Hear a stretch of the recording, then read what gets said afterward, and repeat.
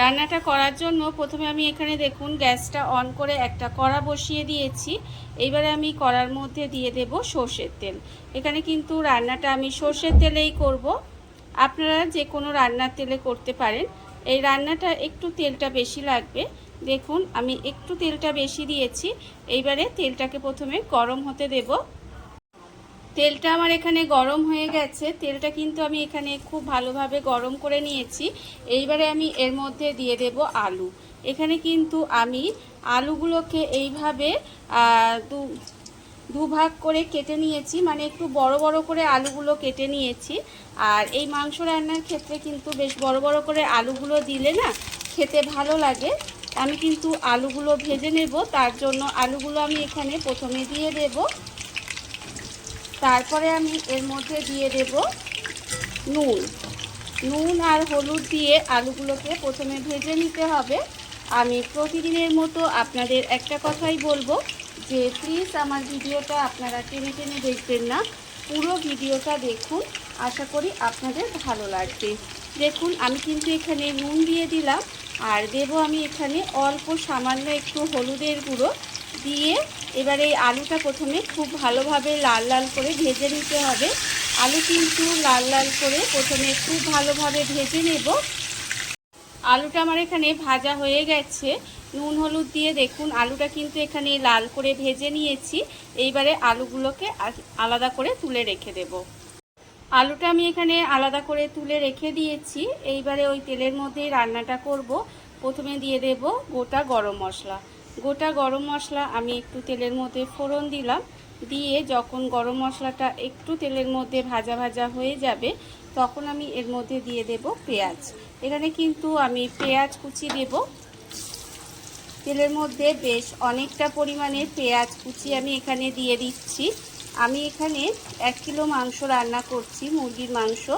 সেখানে কিন্তু আমি বড় সাইজের 3টে পেঁয়াজ আমি এখানে কুচি করে রেখেছিলাম। সেই পেঁয়াজটা কিন্তু আমি এর মধ্যে দিয়ে দিলাম। পেঁয়াজটা কিন্তু প্রথমে খুব ভালোভাবে ভেজে নেব। পেঁয়াজটা কিন্তু প্রথমে খুব ভালোভাবে লাল লাল করে একটু ভেজে নিতে হবে। পেঁয়াজটা আমার এখানে লাল লাল করে ভাজা হয়ে গেছে। পেঁয়াজটা আমি এখানে লাল করে ভেজে নিয়েছি। এইবারে আমি এর মধ্যে দিয়ে দেব আদা রসুন বাটা।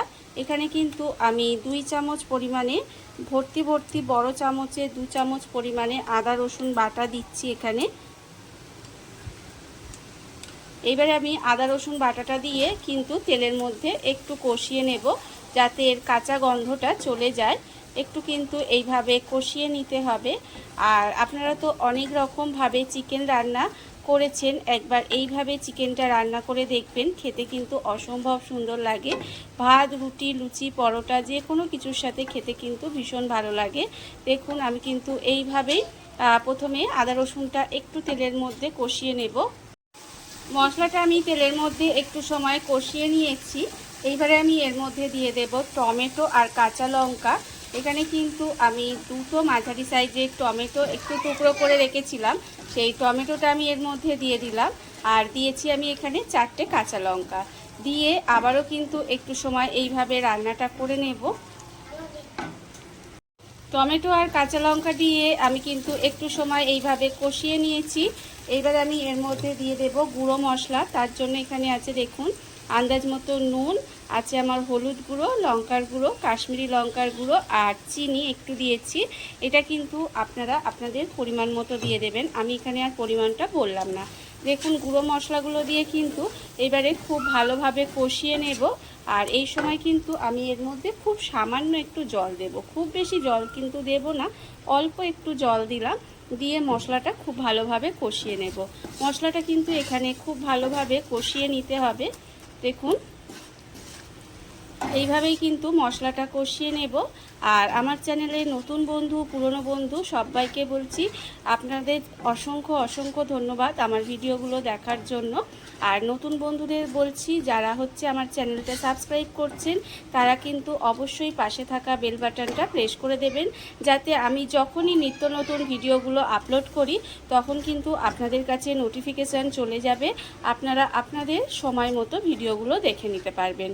দেখুন আমি কিন্তু মশলাটা এইভাবে একটু সময় কষিয়ে নেব, খুব ভালোভাবে কিন্তু এটা একটু কষিয়ে নিতে হবে। মশলা আমার এখানে কষানো হয়ে গেছে। এবার আমি এর মধ্যে দিয়ে দেব চিকেনগুলো কিন্তু আমি আগে থেকে ধুয়ে ভালো করে পরিষ্কার করে রেখে দিয়েছি।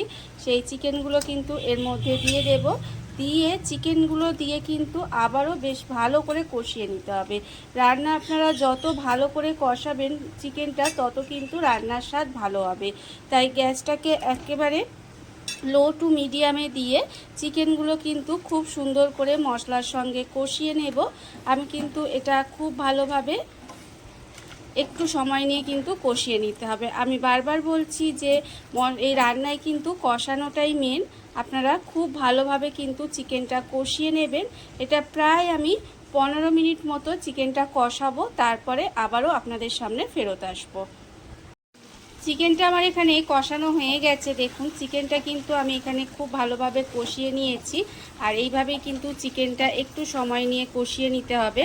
দেখুন চিকেন থেকে কিন্তু অনেকটা জল বেরিয়েছিল। আমি আস্তে আস্তে কষিয়ে আমি কিন্তু জলটা শুকনো করে নিচ্ছি। এইবারে আমি যখন দেখবেন যে চিকেনের জলটা শুকনো হয়ে আসছে, তখন এর মধ্যে দিয়ে দেব ভাজা আলুগুলো যে আমি আগে থেকে ভেজে রেখেছিলাম, সেই আলুগুলোও কিন্তু এর মধ্যে দিয়ে দিলাম। দিয়ে আবারও কিন্তু সমস্ত কিছু আরও একটু শুকনো করে নেব। মানে এই যে জল ভাবটা আছে, এবারে কিন্তু এই আলুটা দিয়েও কিন্তু খুব ভালোভাবে কষিয়ে নিতে হবে, যাতে এই চিকেনটা কষানোর সময় একদম এই জল ভাবটা না থাকে। এর মধ্যে কিন্তু আমি কোনো রকম জল দিইনি, শুধু মশলা কষানোর সময় অল্প একদম সামান্য আপনারা দেখলেন জল দিয়েছিলাম। ওই জলেই কিন্তু আমার চিকেনটা রান্না হচ্ছে। দেখুন আমি কিন্তু এই জলটা একটু মেরে নেব। এই জলটা কিন্তু মেরে নিতে হবে। আর আপনারা এতক্ষণ পর্যন্ত যারা দেখছেন অথচ একটা লাইক দিতে ভুলে গেছেন, তাদেরকে বলছি প্লিজ একটা লাইক দিয়ে দেবেন। আমি কিন্তু আলুটা দিয়েও এইভাবে একটু সময় রান্না করে নেব। আলুটা দিয়ে কিন্তু খুব ভালোভাবে কষানো হয়ে গেছে। চিকেনের যে এক্সট্রা জলটা ছিল সেটাও মরে গিয়ে তেলটা ভেসে উঠেছে। এইবারে আমি এর মধ্যে দিয়ে দেব জল। এখানে কিন্তু উষ্ণ গরম জল ব্যবহার করতে হবে। উষ্ণ গরম জল দিয়ে দিলাম। দিয়ে আমি কিন্তু এখানে বেশি জল দিইনি, দেখতেই পাচ্ছেন। এবারে চিকেনটা কিন্তু এইভাবে ঢাকা দিয়ে রান্না করে নেব। দেখুন এটা কিন্তু খুব বেশি পাতলা ঝোল করব না, একটু মাখো করব, সেটা বুঝে কিন্তু জলটা দিতে হবে। এখানে আমি জলটা দিয়ে দিলাম। এইবারে এটা ঢাকা দিয়ে দেব। ঢাকা দিয়ে কিন্তু এইভাবেই রান্নাটা হতে দেব। ঢাকা দিয়ে আমি এইভাবে গ্যাসটা লোতে দিয়ে চিকেনটা রান্না হতে দিয়েছিলাম। দেখুন রান্না কিন্তু আমার এখানে প্রায় হয়ে গেছে। আর এইভাবেই কিন্তু আমি তার মাঝখানে একটু নেড়েচেড়ে দিয়েছিলাম 2-3 বার। এইভাবেই রান্না দেখুন আমি কিন্তু এরকমই একটু মাখাই রান্নাটা করব। আপনারা চাইলে এর থেকে বেশি ঝোলও করতে পারেন বা এর থেকেও কিন্তু মাখা করতে পারেন। আমি যেহেতু এখানে ভাত দিয়ে খাবো, সেই জন্য আমি কিন্তু এখানে একটু এইভাবে মাখা করেছি। আপনারা চাইলে আপনারা একটু গ্রেভিটা কমিয়েও নিতে পারেন। রান্না আমার এখানে রেডি হয়ে গেছে। এবার আমি এর মধ্যে দিয়ে দেব নামানোর আগে এটা চিকেন মশলা। 1 চামচ মতো চিকেন মশলা দিয়ে দিলাম। দিয়ে চিকেন কারির যে মশলাটা হয় সেই মশলাটা আমি এখানে দিয়ে দিলাম। দিয়ে আবারও কিন্তু এটা মিশিয়ে দেব। মিশিয়ে দিয়ে গ্যাসটা অফ করে দেব। অফ করে দিলেই কিন্তু আমার রান্না এখানে রেডি হয়ে গেছে। এইবার আমি আপনাদের পরিবেশন করে দেখাবো ঠিক কেমন হলো।